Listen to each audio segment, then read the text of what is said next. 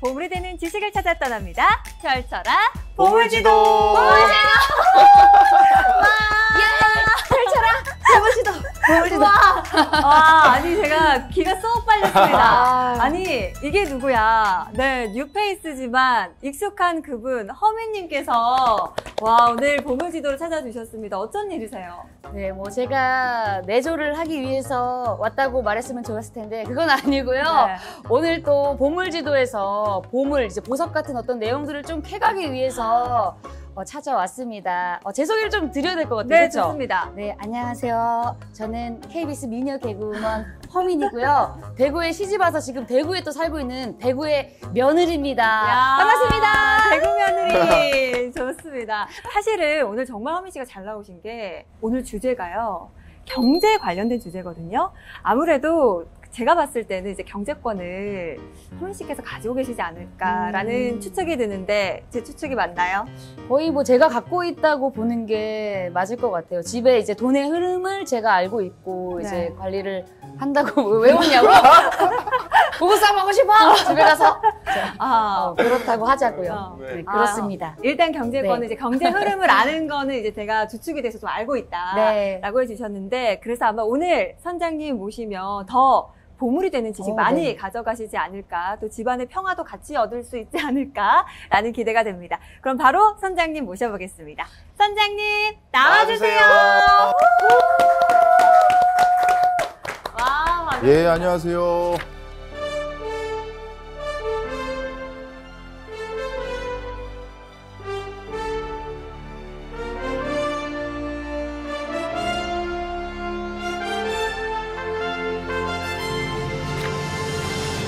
본격적인 강의에 앞서서 여기 계신 분들은 경제가 어떤 의미인지 각각 모르겠는데요. 사실 우리가 일상생활 중에 가장 많이 내리는 결정이 전부 경제적 결정입니다.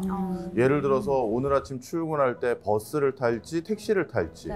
아니면 오늘 편의점에서 음료수를 사 먹을 때 뭘 사 먹을지 이런 게 다 경제적인 거잖아요. 맞아요. 그러다 보니까 성공적인 삶을 산다라는 건 결국 경제적인 판단을 잘했을 때 얻을 수 있는 결과입니다. 그런데 요즘 이 경제적인 판단을 하는 데 있어서 가장 중요한 대상 아마 요즘 이거가 아닐까 싶은데 요즘 가장 경제적으로 고민하는 거 뭐 있으세요? 저요? 저 배달 음식이요. 배달 음식. 네. 아, 그것도 고민이 되죠. 네. 저도 뭐 돈은 기껏 냈는데 맛도 없고 그러면 기분 네. 상하니까요. 배달비를 낼 것인가 안 낼 것인가. 그것도 고민이에요. 네. 요즘은 어떻게 보면 배보다 배꼽이 더 큰 것 같아요. 배달비가 맞아. 너무 비싸져서요. 네. 근데 그거보다 좀 굵직한 경제, 뭐가 고민이십니까? 뭐가 고민이세요? 우리 남편분? 저는 사실 돈 쓰는 게 많지가 않아가지고 네. 저는 이제 골프장 갈 때만 돈을 써서 저는 약간 작은 거긴 한데 요즘 물가가 또 올랐잖아요. 네. 주부다 보니까 아무래도 이렇게 생필품이나 이런 거 살 때 조금 그런 걱정도 있고 그리고 이렇게 집 관련해서 어떻게 보면 아이들이 크고 하면서 이렇게 평수도 점점 넓어졌으면 좋겠고 좀 새 집, 좋은 집으로 좀 이사 갔으면 좋겠고 그런 마음이 있다 보니까 아마도 좀 그런 부분에 좀 많이 관심이 쏠려 있는 것 같아요. 맞죠. 사실 우리가 결국 살아가는 데 있어서 어딘가 집이 있어야 되잖아요. 맞아, 집. 맞아요. 바로 집은 모든 사람들의 그 빠짐없는 고민 중에 하나입니다. 그래서 오늘은 이 부동산, 지금의 이 부동산이 이렇게 핫한데 그런데 우리나라 부동산은 많은 특이점들이 있거든요. 그래서 도대체 한국의 부동산은 어떻게 진화 발전해 왔는지 네. 그 변천사를 한번 쭉 훑어드리고요. 그 과정에서 그렇다면 앞으로 집값의 향방은 이렇게 되겠구나라는 시사점을 좀 드리고자 이렇게 합니다.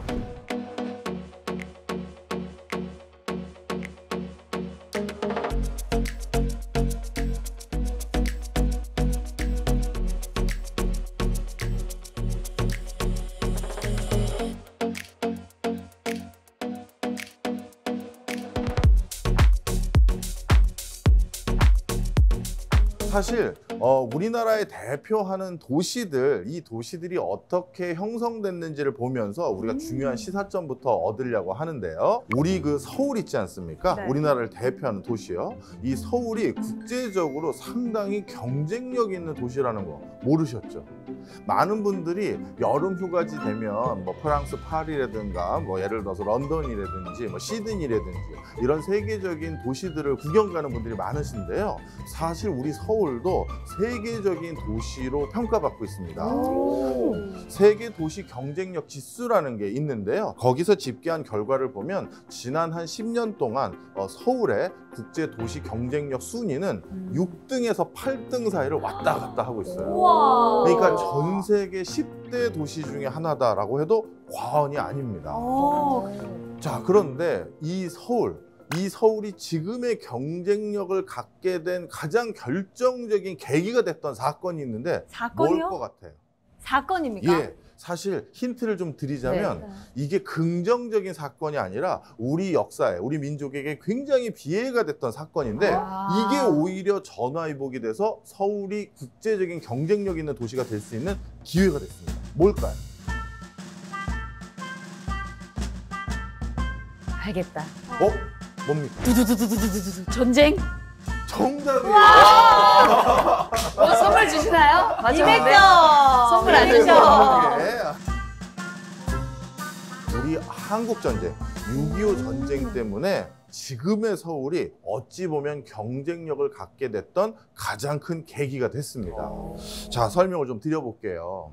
서울은 예전에 조선시대에는 한양이라고 해서 우리 600년 수도로 우리가 사용했던 곳이죠. 그쵸. 그러다 보니까 어떤 상황이겠습니까? 수많은 사람들이 이미 바글바글하게 살고 있었겠죠. 네.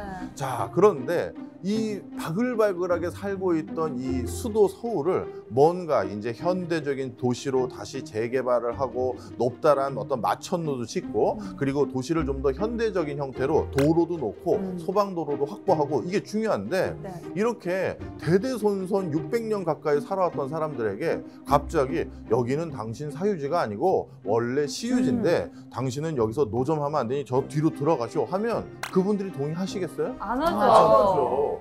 여기 우리 아버지도 여기서 좌판 깔고 장사했고 할아버지도 했고 그 할아버지도 했는데 뭔 소리냐라는 소리가 당연히 나올 거 아니겠습니까?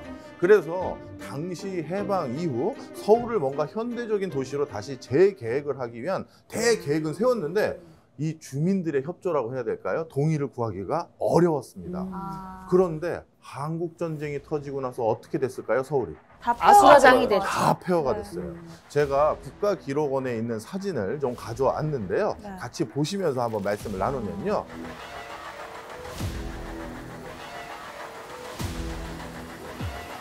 지금 저기가 어디냐 하면요. 바로 명동 앞입니다. 명동이라고요, 저기가? 예, 야. 저기가 명동이 속격을 받고 난 뒤에 네. 모습을 담은 모습인데요. 이 인근이 전부 전소돼서 아무 건물도 없을 정도까지 저렇게 폐허가 됐습니다. 자, 그런데 저렇게 폐허가 되고 나서 어떤 일이 생겼느냐?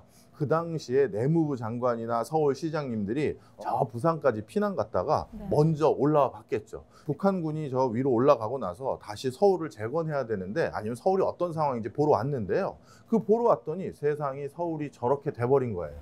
그래서 어떻게 했느냐? 저기 부산에 있는 이승만 대통령한테 무전을 칩니다. 아, 대통령 각하, 지금 서울에 왔더니 모두가 전소되고 없어져서 이런 상황이 돼버렸습니다.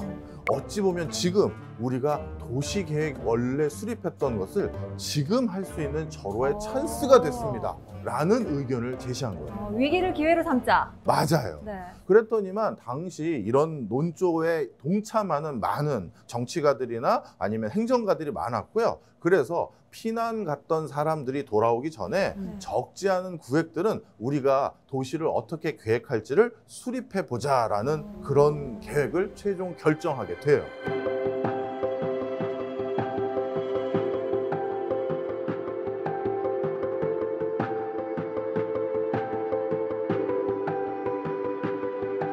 그래서 그 당시 계획을 세웠던 그 서울의 모습은 사실 지금 생각한 것보다 훨씬 더 광장도 많고요. 녹지공원도 많고요. 이런 형태로 그림을 그렸는데요. 그 당시 이승만 대통령 같은 경우는 어린 시절부터 미국에 유학을 갔었죠. 특히 유학 갔던 곳 중에 하나가 미국의 수도인 워싱턴 DC에서 유학을 갔습니다. 근데 워싱턴 DC도 정말 녹지 공간이 많은 도시예요. 그러다 보니까 본인이 거기서 직접 본 게 있기 때문에 우리나라도 저런 공원과 그리고 조각물들도 중간중간 있고 건축물도 좀 뭔가 상징적인 건축물이 있는 그런 공간으로 서울을 만들어 보자라고 기획을 하신 것 같아요. 그래서 바로 그런 서울의 대표적인 상징적인 공간으로 어디를 일단 제일 먼저 꼽았냐 하면 바로 광화문입니다. 지금도 광화문 그러면 우리가 광화문 광장이라고 불릴 정도로 굉장히 폭이 넓은 도로를 가지고 있잖아요. 그런데 1952년도에 기획했던 광화문 광장은 지금보다 훨씬 더 광폭의 광장을 그렸어요. 지금 여기가 광화문 근처라고 보시면 되는데요. 저기가 이렇게 다 전소되고 나서 저기 공간을 여기가 내가 쓸 곳입니다. 내가 내 건물이에요. 이렇게 주장할 사람은 없을 거 아니에요. 그래서 저기 공간을 전부 다 뒤로 미루고 광화문을 제대로 해보자라는 건데 자, 그런데 이게 실패하게 된 가장 큰 이유가 있어요. 중간에 이게 조금 좁아졌어요. 왜요? 어떻게 좁아졌느냐 하면 지금 제가 그 힌트를 드리려고 지금의 광화문 광장 사진을 가져왔거든요. 네. 자, 양쪽에 높은 빌딩 보이시죠? 그런데 저 빌딩 중에 그 오른쪽에 있는 빌딩은 이름이 혹시 보이시나요? 동아일보. 맞습니다. 자, 그런데 이렇게 피난 갔던 사이에 광장을 넓다랗게 잡아놨더니 갑자기 당대 최고의 언론사 중에 하나인 곳의 사주가 북한군이 다 올라갔다고 해서 다시 동아일보 사옥에 출근하거나 상황이 어떤지 보러 왔더니 갑자기 자기네들 사옥이 있었던 자리에 막 선을 긋고 막 뭘 하고 있잖아요. 당신들 누구야? 이렇게 했겠죠. 누구야? 네. 그랬더니 아, 여기가 지목상 모든 그 공간이 동아일보 부지가 아니고 일부는 시유지가 있다라고 얘기를 하면서 뭔가 구획 정리를 하려고 했어요. 아, 그런데 점유취득이라고 해서요. 한 사람이 한 공간을 오랫동안 점유해서 사용하면 그 사람의 사용권을 인정해주는 법적 근거도 있어요. 바로 이런 이유로 인해서 아니다, 우리는 여기서 벌써 언제부터 우리가 언론사로 활동을 했는데 라는 걸 주장하는 걸 일부 받아들여서 이렇게 넓게 잡았던 광화문 광장의 폭을 약간 안쪽으로 땡깁니다. 그리고 감리교라고 하면 이화여대라든가 배재대학교라든가 이런 학교를 설립할 정도로 당시 우리나라에는 영향력을 크게 행사하던 종교단체였어요.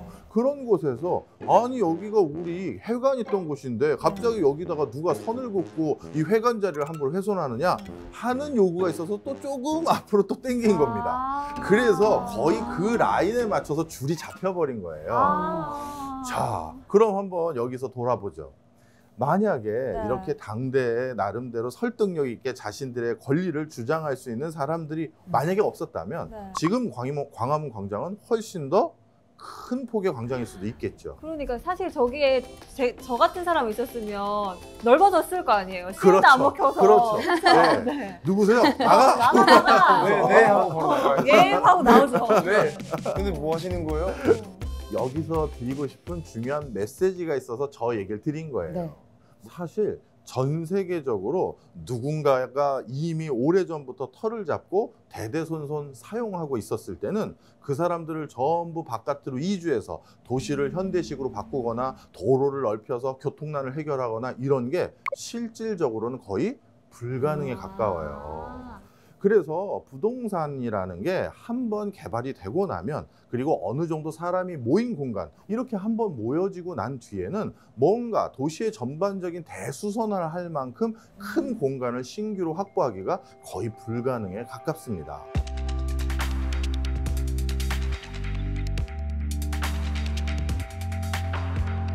우리나라 같이 한국 전쟁을 경험한 국가들이 아니더라도 간간히 도시를 굉장히 멋지게 재건축한 나라들이 있는데요. 그 나라들의 공통점이 우리나라 한국 전쟁과 똑같이 비운의 순간이 있었기 때문에 지금의 찬란한 도시가 있는 거예요. 대표적으로 런던입니다.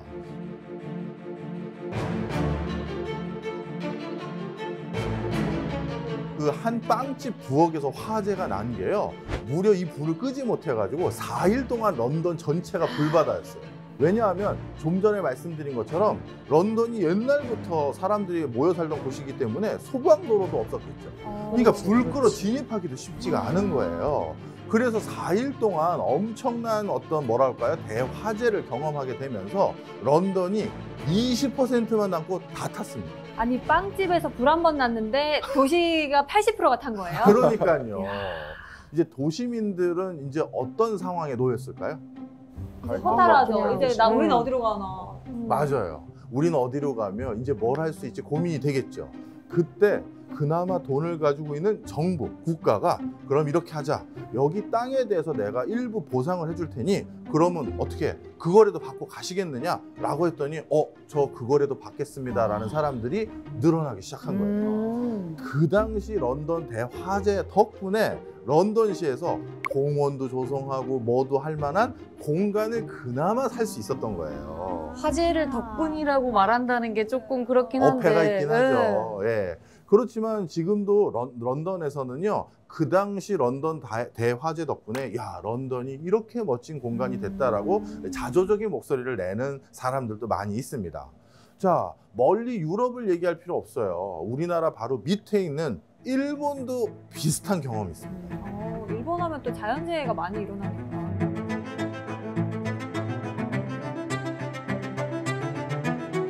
정말 어마어마한 대지진이었는데요.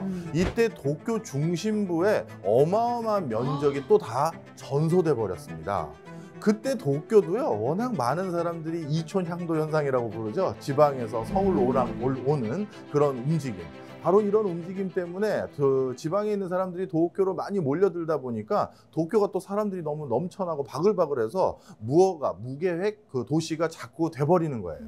그런데 관동 대지진으로 어마어마한 주택이 전부 다 무너져 내리고 사람들이 살 수 없는 상황이 돼버리니까 일본 정부도 똑같은 방법을 선택합니다. 내가 이 건물의 이 잔해를 다 사줄 테니 당신은 그럼 어디 가서 이 돈 가지고 제2의 삶을 사시겠느냐? 라고 했더니 일본 도쿄의 주민들의 적지 않은 숫자가 저는 그럼 그 돈이라도 보상받고 이 땅을 넘겨드리겠습니다 한 거죠. 바로 그런 효과로 인해서 도쿄도 상당히 현대적인 모습을 갖출 수가 있게 된 거예요.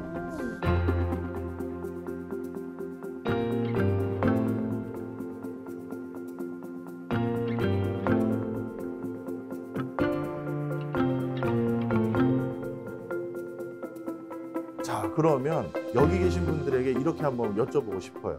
우리가 뭔가 현대적인 도시, 그리고 사람들이 살기 좋은 정주 여건을 가지고 있는 도시 공간을 왕창 확보하려면 지금 설명드린 이런 사례들로 봤었을 때 쉬울 것 같으십니까? 쉽지 않을 것 같습니까? 어렵죠. 너무 어려울 것 어려울 것 같아요. 너무 어려워요. 사실 이게 우리가 부동산 가격이 가장 크게 뛰고 있는 가장 결정적인 이유입니다. 무슨 얘기냐? 사람들은 살고 싶은 공간, 동네가 다 정해져 있어요. 돈에는 아무 이제 국한을 받지 않는다. 그랬을 때 두 부부님은 어디 가서 살고 싶습니까? 강남 학동 사거리 인근, 청담 사거리 쪽. 오케이. 너무 마음에 들지. 벌써 투합을 하셨네요. 화이팅! 화이팅! 화이팅 해보자. 우리 경제 수업 피디님. 잘 듣고. 그만큼 사람들이 선망에 맞이하는 곳들은 사실 우리가 머릿속에 떠올리는 몇 군데가 있는 것이죠. 그러다 보니까 그 공간이라는 걸 더 늘릴 수가 없어요.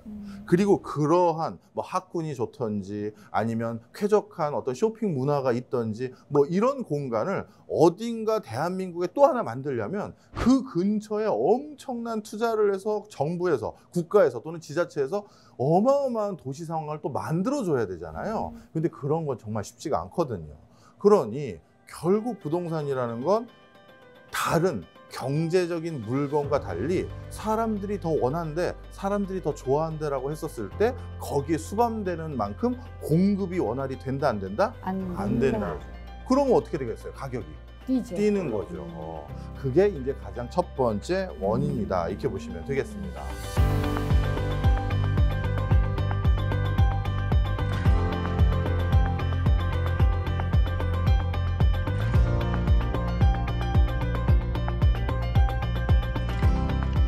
그 다음 두 번째입니다.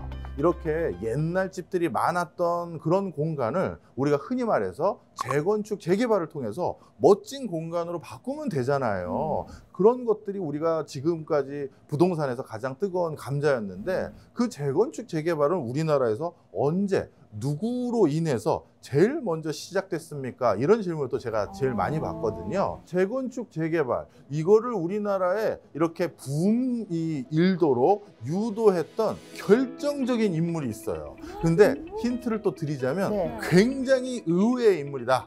그리고 의외의 인물? 한국인이 아니다. 한국인이 아니다? 한국인이 아니다. 그거 어떻게 한국인이 맞춰요? 아니다? 한국 사람도 모르는데. 솔직하다. 솔직하십니다. 네. 자, 누구냐 하면요. 네. 바로 존슨 대통령입니다. 아, 미국 대통령. 미국 대통령이에요. 존슨 대통령이 1966년 우리나라에 방한하기로 결정을 합니다. 그 당시 존슨 대통령이 우리나라만 방한한 것이 아니라요. 아시아에 있는 7개국을 순방하고 있었었는데요. 이 국가들을 순방한 이유가 뭐였을까요? 월남전, 베트남 전쟁에 참전하고 있는 국가들입니다. 그래서 우리 베트남 전쟁에 지속적으로 도와주십시오라는 걸 설득하고 동의를 구하기 위해서 많은 아시아 국가들을 이렇게 순방하고 있었는데요. 우리나라에 미국 대통령이 방문한 게 이 당시가 거의 십수년 만에 처음입니다. 지금도 사실 미국 대통령이라고 하면 우리나라 경제, 외교, 안보에 지대한 영향을 미치는 사람이기 때문에 그렇죠. 이거는 나름대로 그래도 좀 손님 대접을 잘 해드리는 게 좋잖아요. 그럼요. 자, 그래서 1966년 존슨 대통령이 이제 김포공항에 내려서 이제 시청까지 오게 되는데요. 그때 우리나라에서 얼마나 큰 준비를 했었는지를 보면 야, 이게 믿어지지가 않는데요. 딱 보면 지금 어마어마한 인파에 와, 둘러싸여서 어머나 세상에. 앞으로 가지도 못하고 뒤로 빼지도 못하는 수준이죠. 그 당시 이게 이제 시청에서 그 당시 뭐랄까 존슨 대통령 환영식을 했던 장면입니다. 엄청난 인파죠. 사실 저 정도면 미국 대통령 온지 모르고 그냥 간다 우와 하고 가는 분들도 많으셨을 것 같아요. 나오십시오. 국민 여러분. 지금 존슨 대통령 그런 거 아니에요? 진짜, 저 아닙니다. 정도면. 정부에서 공식적으로 협조를 요청했어요. 아. 그래서 그때 협조를 받았던 사람이 얼마나 되냐면요. 네. 일단 학생 100만 명 동원됐고요. 그 다음에 서울 시민이 155만 명 동원됐고요. 또 공무원이 20만 명 동원돼서 총 275만 명이 동원되는 것이 목표치였습니다. 와. 자, 이렇게 엄청난 인파를 동원해서 대대적인 준비를 했는데 여기서 또 한 가지 문제점이 생깁니다. 뭐냐 하면 존슨 대통령이 한국에 와서 이런 우레와 같은 성원 속에서 환영을 받았다라는 걸 이제 외국에 방송을 해야 되잖아요. 그래서 전 세계에 지금 우리 서울이 나가야 되잖아요. 맞아요. 그래서 어떻게 됐느냐, 존슨 대통령을 쫓아다니는 기자단들이, 그중에 일본 기자단들이 있는데 그 일본 기자단들이 여기서 촬영한 걸 빨리 공항으로 다시 실어서 2시간 떨어져 있는 도쿄로 보내서, 도쿄에는 그 당시에 위성통신 기술이 있었거든요. 거기에서 미국으로 방송을 송출했던 그런 에피소드가 있어요. 자, 그런데 이런 상황에서 그 당시 화면을 잡았던 화면의 모습을 한번 떠올려 봐 주셨으면 좋겠습니다. 이 도로에서 사람들 꽉 채운 인파, 여기가 당시 그 시청 근처인데요. 저기 단상을 만들고 이제 존슨 대통령이 저기 올라가서 이제 환영 인사를 하는 그런 모습을 그리면 우리 뭐 아나운서님 아시잖아요. 그러면 이 존슨 대통령만 클로즈업으로 잡는 게 아니라 카메라를 어떻게 해야 될까요? 관중들도 한번 쫙 보여주고. 그렇죠. 관중들 얼마나 많이 왔는지, 네. 또 주변에는 어떤 풍광이 있는지 쭉 보여줘야 되잖아요. 그런데 주변으로 이렇게 카메라를 싹 돌리는 순간 난리가 났어요. 어찌 보면 시청이라고 하면 그 나라에서 가장 번화한 곳이잖아요. 그 번화한 곳 바로 맞은편에 장면을 잡았는데 저기 뭐 한 5층짜리 건물이라도 있어 보입니까? 없어요. 없어요. 그런 참혹한 장면들이 바로 존슨 대통령 방한 동안 쭉 전 세계에 이렇게 공개가 되니까 난리가 났죠. 너무 저희의 민낯을 다 보여주는 그런. 너무 느낌. 후진국이라는 게 드러난 그런 방송이었을 것 같아요. 특히 그 당시 TV에 모두 모여서 친구까지 불러서 다 같이 TV를 시청하고 있었던 사람들이 누굴까요? 미국에 있는 한국 교민들이죠. 왜냐하면 일제강점기 때 너무 먹고 살기가 힘들어서 하와이나 LA나 뉴욕이나 시카고로 다 어떻게 보면 망명 아닌 망명을 간 분들이잖아요. 그런 분들이 내 고향, 내 고국이 어떻게 진화 발전했는지 보러 오기가 쉽지 않았겠죠. 그때 너무 많은 돈이 드니까요. 그래서 우리 고국은 어떻게 돼가고 있나 궁금한데 세상에 몇십 년 만에 고국의 모습을 생생하게 볼 수 있는 장면이잖아요. 네. 그 장면이 너무나도 암울했던 거예요. 그래서 어떻게 됐느냐, 2, 3년 지난 뒤에 LA 교민회, 뉴욕 교민회, 시카고 교민회에서 전체 사인을 해가지고 당시 청와대에 탄원서를 제출합니다. 탄원서 내용이 어땠는데요? 우리나라를 대표하는 공간 중에 하나가 시청일 것이고, 그렇다면 시청 근처만이라도 깨끗하고 정말 도시, 수도의 도시답게 조금 바꿔주십시오라는 이런 탄원서가 당시 청와대로 들어온 거예요. 이것이 우리나라에서 재건축, 재개발을 급속도로 서두르게 된 결정적인 계기가 되는 거예요.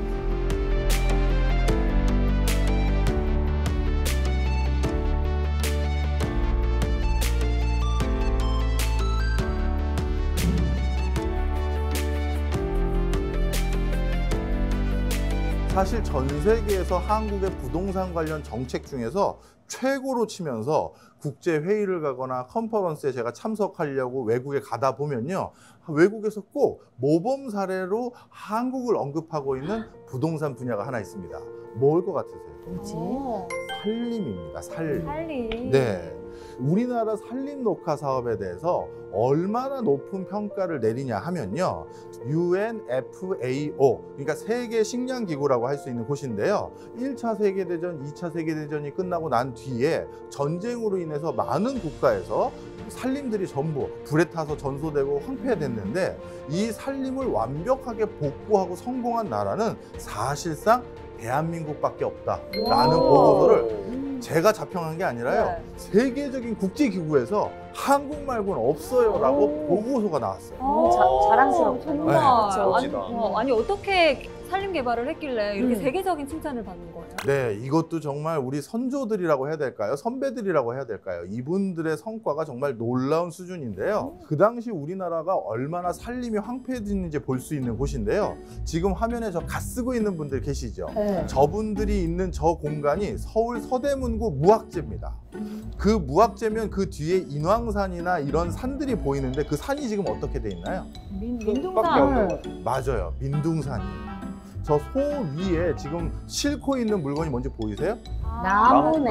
맞아요, 바로 땔감이에요. 저 때만 하더라도 모든 산은 국가 소유였습니다. 그런데 국가가 산이 내 거다라고 해서 각 산마다 뭐 입구를 지키는 무슨 경비원을 두지 못했겠죠. 그런데 이제 한겨울이 다가오면 온 가족이 따뜻하게 겨울나기 위해서는 뭔가 땔감이 필요한데 그 당시 석탄이 어디 있어요. 맞아요. 그러니 나무하러 산에 가서 탈만한 것들은 전부 가지고 와서 이렇게 전부 거래했던 장면이 바로 저깁니다. 그 당시 얼마나 민둥산이 많아질 수밖에 없었던지 또 한 가지 이유가 있는데요. 일제강점기 때는 만주에 만주국이라는 괴뢰국을 건설하고 거기에 현대적인 도시를 건설하기 위해서 일제강점기에 많은 일본인들이 거기에 차출됐거든요. 그런데 현대적인 도시를 건설하기 위해서는 또 뭐가 필요한다? 나무가 필요하죠. 그러다 보니까 굵직한 나무, 큰 나무들은 전부 또 우리 조선에 있는, 대한민국에 있는 나무를 베다가 이 건설 현장 만주에 보내고 또 나중에는 군사 목적으로 사용하느냐고 벌목을 엄청나게 했어요. 민둥산이 될 수밖에 없었겠네요. 자, 그런데 그 다음부터 이제 문제가 생겼어요. 네. 해방이 되고 나서 다시 또 우리나라가 견실한 국가로 발돋움하려고 했는데, 그때나 지금이나 역시 우리 여름에는 제일 걱정하는 게 뭡니까? 더위. 더위도 있지만 또 물난리죠. 맞아. 우리나라는 집중호우가 계속 오는 대표적인 나라잖아요. 맞아요. 그러다 보니까 그 당시에도 또 집중호우 피해가 적지 않았어요. 나무가 없는 산에 그래. 비가 왕창 오면 산에는 어떻게 된다? 산사태가 산사태가 나죠. 네. 산사태가 나는 거예요. 그러다 보니까 뭔가 농사 짓고 집 올리고 살만한 곳을 만들어 놓으면 한여름에 비가 와서 싹 쓸려 나가고 아이고. 다시 또 그 다음 해까지 그것도 해놓으면 또 다시 또 싹 흘려 나가고 그러다 보니 이거 저 민둥산을 그대로 놔뒀다가는 도저히 우리가 뭔가 발전이라는 걸 할 수 없겠다라는 생각을 갖게 됐는데요.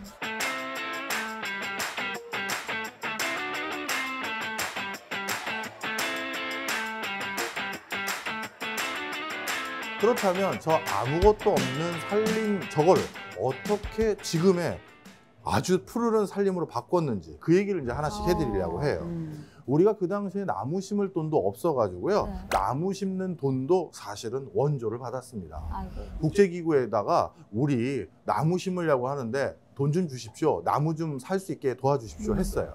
그랬더니만 국제기구에서는 이미 많은 후진국, 개도국들이 나무 심겠다고 돈 달라고 하면 그거 사실 안 믿기 시작했어요. 왜요? 왜냐하면 아프리카 지역이라든가 다른 많은 국가들도 나무 심는데 돈을 지원을 해줬더니만 어떤 일이 생겼냐면 돈이 오잖아요. 네. 그럼 정치가들 중에 누가 어떻게 한다? 아이고. 일부 주머니에 넣고 오려간다. 나무 샀다고 하고 그리고 일부만 나무를 조금씩 심는 거예요. 그런데 한국이란 나라가 와서 또 나무 심겠다고 하니까 얘네들 우리가 이거 뻔히 아는데 우리가 처음 당하는 줄 알아. 그러니까요. 네. 그런 생각을 가지고 있었는데 우리가 나무를 심겠다라고 한 겁니다.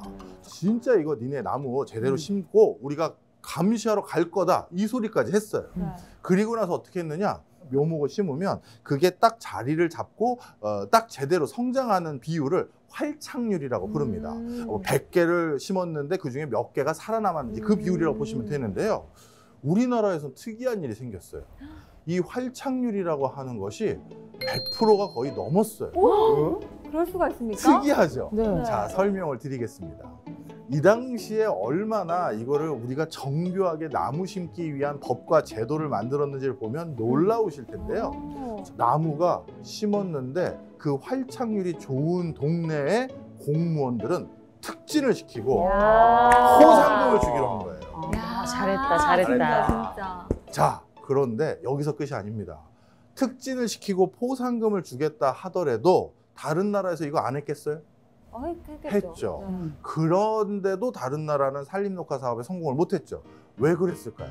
열정.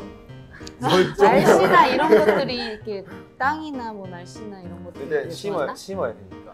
아닙니다. 자, 아유 왜 이렇게 순수하세요? 저희 왜 순수해요. 그러냐면 예를 들어서 제가 어느 군의 산림 담당 공무원입니다. 네. 작은 군 단위에서 살고 있는 사람들은 한두 달이 건너면 다 뭐예요? 일가 친척이죠. 다 아는 사람이에요. 사돈에 팔촌에 당숙에 고모에. 그런데 아니 형님 산에 가서 나무 좀 심으라니까 왜 맨날 그냥 내려오시는 거예요? 야 오늘은 빠이 빼줘. 그랬는데 형님을 갑자기 정부에 고발하고 나무 안 싣고 왔다고 아니 뭐 사촌형을 얘기하고 할 수 있어요? 없죠. 바로 외국도 이렇게 후진국들, 개도국들 같은 경우는 농업을 기반으로 한 국가들이 많다 보니까 집성촌이라고 하죠. 맞아. 끼리끼리 살고 있는데 어떻게 내 일가 친척을 고발하고 고소하고 나름대로 평가해서 나쁜 점수를 주겠습니까? 그런데 우리나라에서는 어떻게 했다? 네. 이 단어가 우리나라에만 있는 단어인데요. 네. 교차 건목 제도. 뭐. 크로스 체크했구나. 그렇죠. 네. 서로가 서로를 체크해줬구나. 건목 제도라는 건 나무를 검사한다라는 거예요. 그런데 나무를 검사하는데 교차 검사한다는 건 어떻게 검사했다? 예를 들어서 청주에 나무 심은 사람들을 검사할 때는 대구 인근에 있는 뭐 예를 들어서 봉화라든가 이런 데서 글로 가는 거예요. 경상도와 전라도를 이렇게 탁 교차해가지고. 맞습니다. 그런 사례도 있어요. 그럼 경북과 그게 경남을 경쟁 바꾸기도 심리. 하고. 네. 그렇게 해서 저쪽 지역에 활착률이 떨어지는 공무원이 많아야 전체 승진 대상자 숫자는 정해져 있으니 눈을 빨갛게 튀고 우리 고장에서 승진 대상자가 더 많이 나오게 만들려고 나무가 잘 심어져 있는지 나무 멀쩡한 나무 막 이렇게 들어보기도 하고 이거 이상한데? 막 이렇게 하면서 검정을 엄청 꼼꼼하게 한 거예요. 사실 우리가 나무를 1000그루를 주잖아요. 네. 그럼 1000그루를 심으라고 1000그루를 줄 때는 사실 1000그루만 주는 게 아니에요. 한 1100그루, 1200그루를 주는데 그 이유가 뭐겠어요? 죽으니까. 그렇죠. 네. 움직이고 배송할 때 뿌리 상하고 뭐 가지 상하면 그거 버리고 그러고 이제 1000그루 정도 심을 수 네. 있으니까. 그런데 이 교차 건목 제도를 하고 그 다음에 이걸로 특진을 시키고 포상금을 엄청나게 준다니까 어떻게 했느냐? 그 버려야 될 나무들 있잖아요. 그걸 버리지 않고 어디다 심어 놓는 거예요. 살렸네. 죽은 것까지 살려버렸네. 죽은 것도 살려놓는 거예요. 야. 그러다가 다음 주에 건목하러 우리 동네 온대라고 하면 그 야밤에 산에 올라갑니다. 그 죽은 거 살려놓은 걸 들고 올라가서 여기 분명 심은 자리인데 안 자라고 있는 거 있잖아요. 네. 그럼 그거 갈아 꽂아 놓는 거예요. 그러니 외국 사람들이 보기엔 믿을 수 없는 일이 생긴 거죠. 야. 어떻게 활착률이 100%냐? 이럴 수가 말이 없는 되냐? 건데 이게 말이 되냐? 무슨 민족이 이렇냐? 와. 바로 이러한 제도 덕분에 전 세계에서 가장 친송에 맞지 않는 산림 녹화 사업을 성공한 나라가 된 거예요. 와. 그런 뒷이야기가 멋지다. 있었구나.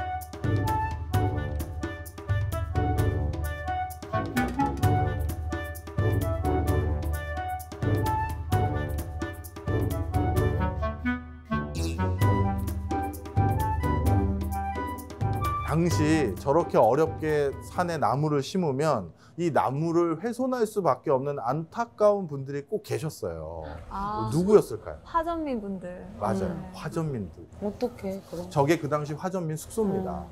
이 도시에서는 아니면 이 밑에 내려와서는 자기가 밭을 일굴 땅 한마디기도 없는 사람들이 많다 보니까 그냥 산속에서 화전으로서 생계를 꾸리던 사람들이 많았어요. 그래서 이걸 계속해서 지켜볼 수만 없어가지고 화전민을 또 어떻게 보면 어떻게든 정착하도록 유도하기 위한 정책을 또 수립했는데요. 이게 또 전 세계에서 또 대박인 그런 정책입니다. 뭐지? 너무 재밌다 오늘. 많은 나라에서 화전민을 정착시키려고 화전민을 산에서 끌어내려와서 여기 억지로 딱 이렇게 정착시켜 보잖아요. 그러면 또 조금 있으면 다시 도망가. 다시 올라가. 왜?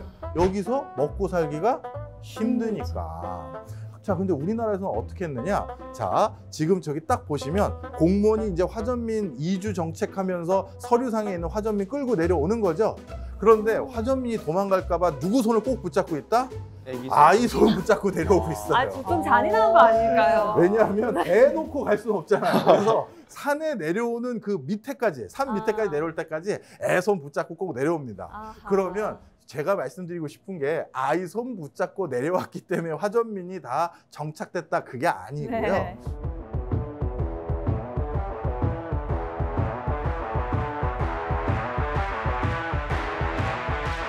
자, 저기는요.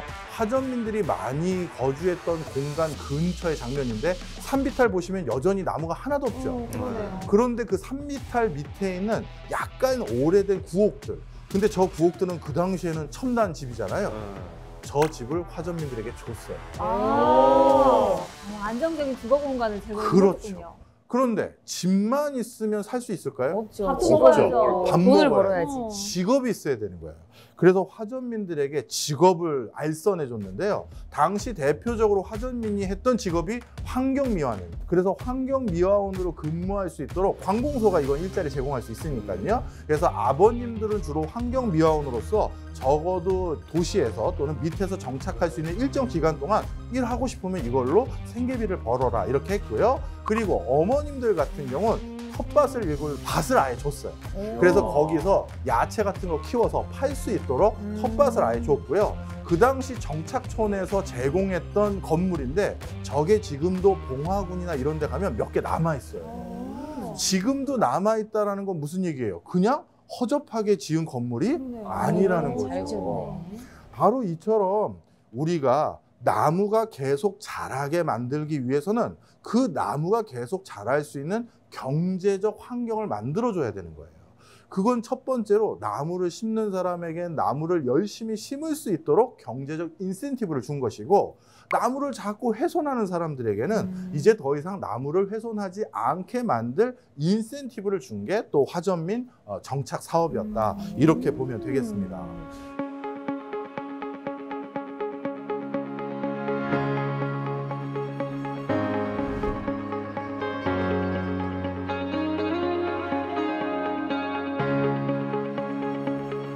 자, 이렇게 네. 우리나라의 주거 공간이라든가 아니면 우리나라의 살림이라든가 이런 것들이 지금 뭐 여러 문제들도 있어요. 그리고 해결해야 될 난제들도 많고요. 하지만 정말 아무것도 없는 나라에서 여기까지 오는 데는 많은 또 고민과 노력들 그리고 누군가의 헌신들이 있었기 때문에 여기를 왔는데요. 그런데 이제는 우리가 이제 정반대의 다른 고민들을 해야 될 시점입니다. 뭐냐면요. 재작년부터 한 3, 4년 동안 우리나라 부동산 시장을 설명하는 가장 중요한 키워드들이 몇 개 있었어요. 뭐 있을까요? 제가 하나 되면 네. 벼락거지. 또 뭐 있을까요? 벼락거지. 뭐가 있을까? 영끌도 있겠죠. 아, 영끌, 네. 영끌족. 영끌. 그 다음에 부동산 불패. 부동산 불패. 네. 지금 무슨 얘기인지 감 오시죠? 부동산은 무조건 올라. 부동산은 맞아. 항상 뭐 절대 날 배신하지 않아. 이런 맞아. 믿음들이지 않습니까? 이런 믿음들 때문에 무리해서 대출 껴서 집산분들 중에서 요즘 조금 힘들어 하시는 분도 계시고 맞아요. 이런 여러 가지 불상사가 많은 게 요즘의 사실이에요. 자, 그런데 앞으로 몇 년 이상 더 걸릴지도 몰라요. 우리나라 부동산 시장에서 전혀 다른 키워드가 가장 뜨거운 감자, 가장 큰 사회 문제로 부각될 건데요. 그 단어 맞추신 분은 서울에 놀러 오시면 집을 사주나요? 서울 집을 자주 살 가는데 수는 없어요. 준 3에 서울 살 가고 수는 있는데 없어. 지금. 합동 맞춰, 사거리 맞춰야겠다. 제가 맛있는 저녁을 모시겠습니다.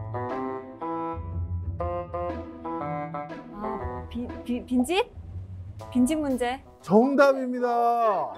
그래, 맞아. 맞아. 그거 하려고 그랬잖아요. 그게 맞아. 요즘 진짜 입주 안 된 그런 공간들이 또 많지. 맞아요, 맞아요. 자, 빈집이 얼마나 심각한지를 알 수가 있는 대목인데요.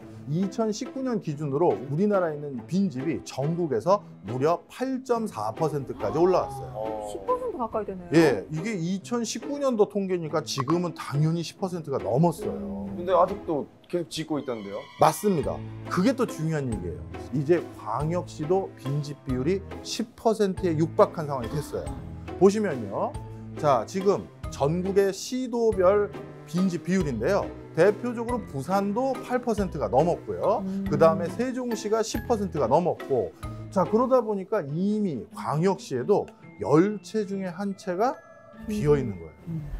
그러면 이 다음 전개될 흐름 중에 우리가 굉장히 걱정해야 될 게 뭘까요? 집값이 떨어지진 않을까. 아니, 네. 그리고 빈집이 또 막 늘어나다 보면 동네도 좀 약간 슬림화되지 않을까. 이런 걱정도 좀 될 것 같아요. 맞습니다. 잘하시네. 정확하시네요. 음. 뭐 관심이 많나 봐요. 네. 관심은 있는데 부동산은 없어요. 네, 관심만 있어요. 네. 네, 빈집이라는 게 한번 많아지기 시작하면요. 동네 망가진다. 이런 표현 하잖아요. 맞아요. 딱 그렇게 되는 거예요. 그럼 어떻게 되느냐? 아까 말씀 주신 것처럼 진짜 그 동네 집값이 하나하나 떨어집니다. 자, 대한민국은 평균적으로 사람들이 자신의 전 재산의 70% 가까이를 부동산으로 가지고 있어요.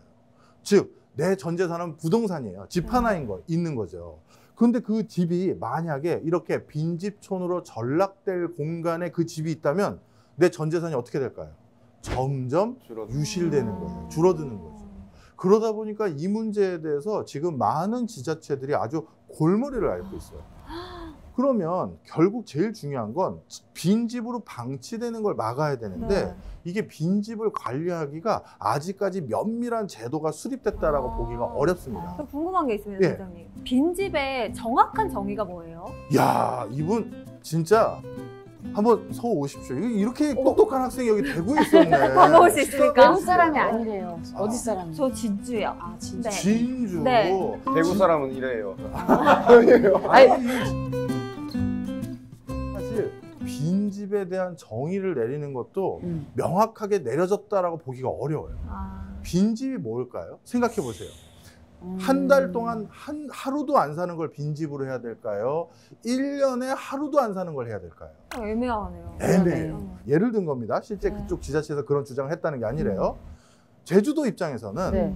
제주도에 세컨하우스 가지고 계신 분들도 꽤 있을 거 아니에요. 그렇죠. 부업분들 맞아, 중에서도 맞아. 많으실 네. 것 같고. 그러면 그런 분들은 1년에 딱 일주일 가족들하고 놀러 가려고 그거 사는 건데 그걸 빈집이라고 막 관공서에서 함부로 막 들어가서 관리하고 하면 안 되잖아요. 그렇죠. 그러다 보니까 아니 일주일만 1년에 왔다 갔다 하는 분들도 있는데 이걸 빈집이라고 막 함부로 매각하거나 막 재건축을 해버리거나 이러면 안 되는 거잖아요.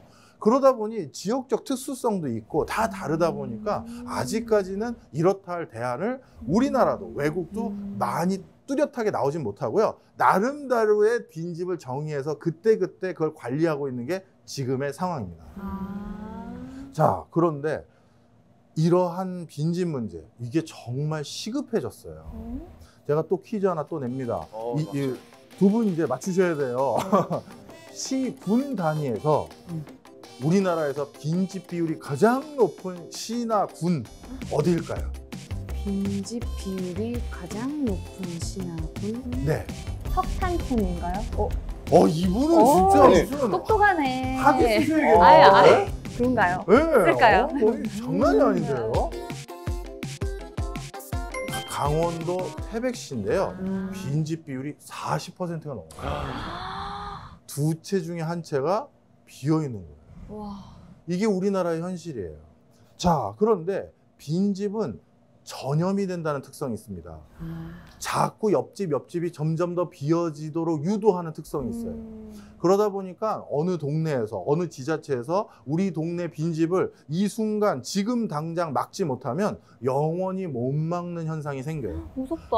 이게 바로 지금 2023년 그리고 2024년에 우리나라 대한민국에서 가장 시급하게 고민해야 될 키워드다. 바로 그 이유입니다. 네.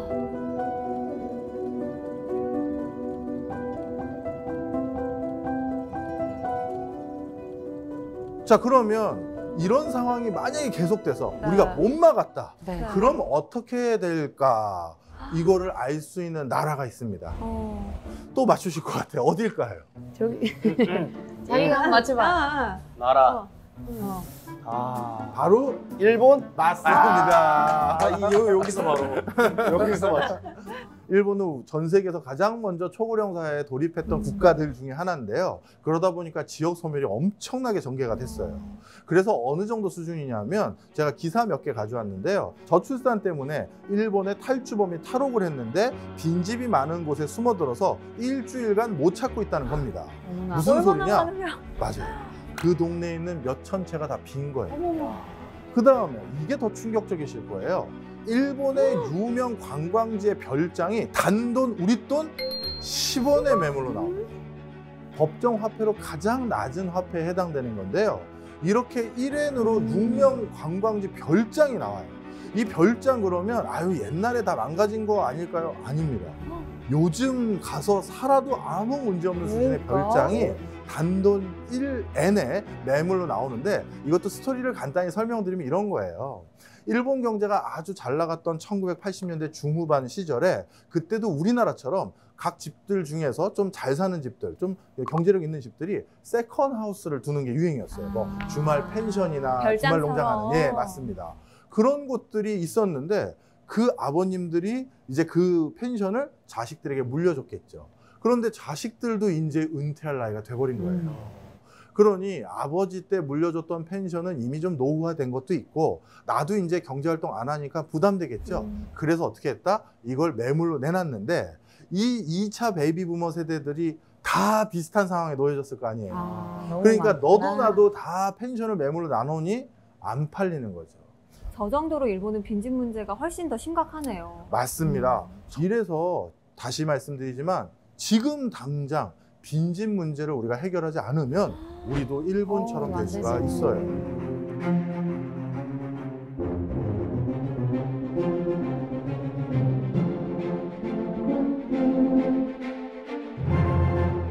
근데 선생님 저희가 쭉 들어보니까 저는 또 그런 생각이 듭니다. 사실 왜 그런 말들 많이 하잖아요.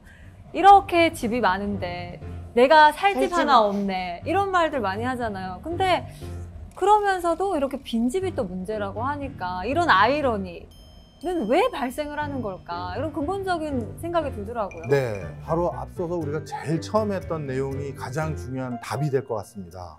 우리가 살고 싶은 동네에 집이 부족하기 때문이다가 정답이에요. 예를 들어서 여기 계신 분들이 그럴싸한 아파트, 그럴싸한 단독 내 집 가질 수 있는데 많아요. 군 단위로만 내려가도 여기 계신 분들의 재산 정도면 아마 좋은 집들 많이 구하실 겁니다. 근데 그런 데서 사시려는 상황이 아니잖아요. 직장이 이 근처고 내가 사회생활을 해야 되려면 이 근처에 있어야 아기도 되거든요. 키워야 되고. 그렇죠. 네. 그렇게 애들 키우고 사회생활하고 여러 가지 또 근처 사람들과 네트워크 쌓으려면 어쩔 수 없이 조금 뭔가 그럴듯한 곳에서 살아야 되는데 그런 곳에 집이라는 건 한정될 수밖에 없겠죠. 그렇죠. 이런저런 상황은 이제 알았고. 문제를 알았고. 이제 본 게임이 나오는군요. 알았고 이제 앞으로의 좀 부동산 전망은 어떠냐. 집을 사야 되냐, 사야 팔아야 되냐, 말아야 되냐, 기다려야 되냐. 최저점이 맞냐. 이런 거 사실 궁금하거든요. 그래서 제가 오늘 그쵸? 나하고 여러 네. 정보를 좀 많이 듣긴 했지만. 맞아요. 예. 근데 제가 요즘 그 질문을 받으면 제가 그 질문을 어떻게 받아들이냐 하면요. 오늘 지구 날씨 어때요로 받아들여요. 와. 무슨 소리냐? 이제 부동산에서 대세 상승, 대세 하락의 시대는 점점 끝나가고 있습니다. 이제 지역마다, 공간마다 부동산 흐름이 점점 달라질 거예요. 예를 들어서 오늘 지구상에 어딘가는 날씨가 좋을 거고 그쵸. 어딘가는 눈보라치고 어딘가 비 오겠죠. 네. 마찬가지로 이제 한국의 부동산 시장도요. 계속해서 빈집으로 남아서 결국 제값도 못 받고 유실될 수 있는 지역도 늘어날 겁니다. 반대로 지금도 이렇게 부동산이 비싼데 더 올라갈 지역도 있을 거예요. 그래서 부동산은 이제 주식처럼 투자하시고 주식처럼 생각하셔야 돼요.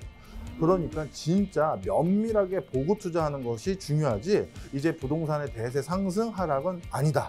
지금도 오르는 지역, 지금도 떨어지는 지역이 여전히 있습니다. 그러니까 시원하진 않네요. 계속 봐야 된다 이거잖아요. 맞아요. 그렇죠? 계속 지켜봐야 네. 된다. 매일 봐야 되네, 주식처럼. 맞아요. 체크하고. 그러니까 이게 천편일률적으로 다 같이 막 우르르 오르고 우르르 떨어지는 그런 대세의 영향을 받을 게 아니라 네. 지역별로의 특징이 있고 그렇죠. 좀 면밀히 살피고 공부를 한 다음에 부동산에 뛰어드는 게 정답일 수 있겠네요. 정답입니다. 어. 그래서 진짜 그 임장이라고 하죠. 네. 가서 직접 살펴보는 거를 정말 꼼꼼하게 해보시고요. 그게 제일 중요해요. 오늘 정말 우리나라의 도시계획 역사부터 해서 부동산의 문제점에 대해서도 좀 짚어보는 시간이었는데 그렇다면 우리 선장님이 오늘 강의 한마디로 딱 정의를 해주신다면요? 부동산은 우리 모두의 문제입니다. 왜냐하면 삶에 대한 공간이 바로 부동산이니까요. 그거를 우리가 그동안 잘 만들어 왔기 때문에 물론 문제도 있었지만 지금 여기까지 왔지만 앞으로는 또 다른 숙제가 있는데 그것도 우리는 잘 해결할 거라 믿습니다.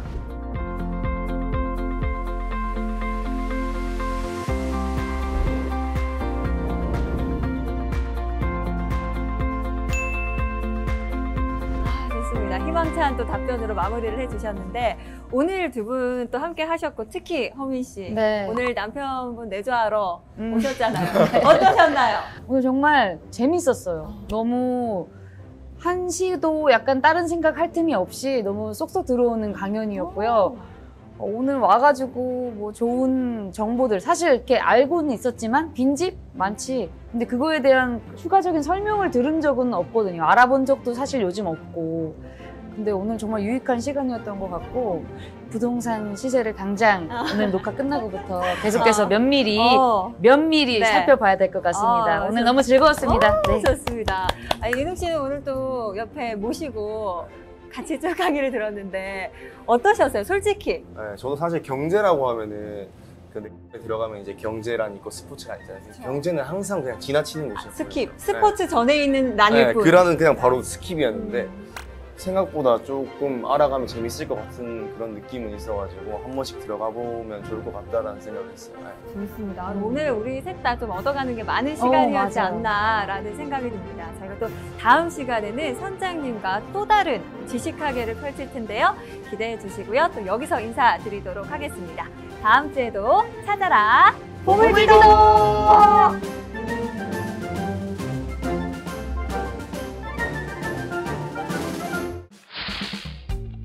인공지능이 앞으로 어느 일자리부터 위협받을 거라고 생각하세요? 여기 세 분이 하는 일자리도 한 번씩 제가 부정적인 방식으로 전망을 해볼게요.